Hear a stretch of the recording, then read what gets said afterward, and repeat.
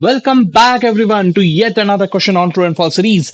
तो देखते हैं ये पास्ट एग्जामिनेशन का क्वेश्चन है, बहुत ही बेसिक लेवल का है। क्या है?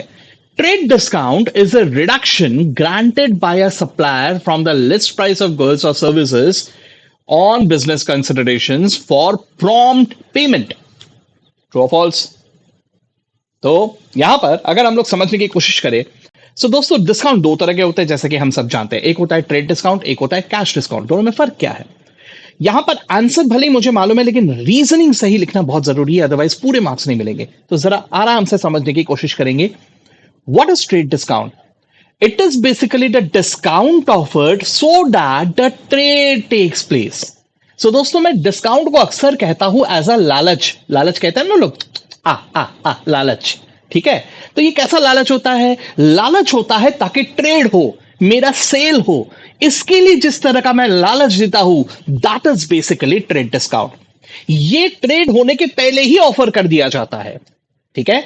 एग्जाम्पल के तौर पे जब हम लोग बाहर बहुत सारे होर्डिंग्स वगैरह देखते हैं, दुकानों में देखते हैं, sale up to 50% off, up to 70% off, this is a kind of trade discount, जो ट्रेड होने के पहले ही ऑफर कर दिया जाता है ताकि आप उस दुकान में आए, उस अट्रैक्शन से आए और सेल हो।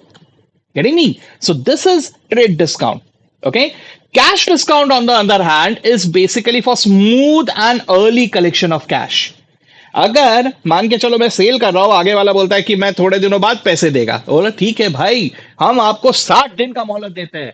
लेकिन अगर आपने 7 दिन के अंदर पैसे दे दिए, इंस्टेड ऑफ 60 days, अगर आप 7 दिन के अंदर पैसे दे दो, 5 दिन के अंदर पैसे दे दो, तो मैं आपको 5% माफ कर दूंगा। ठीक है?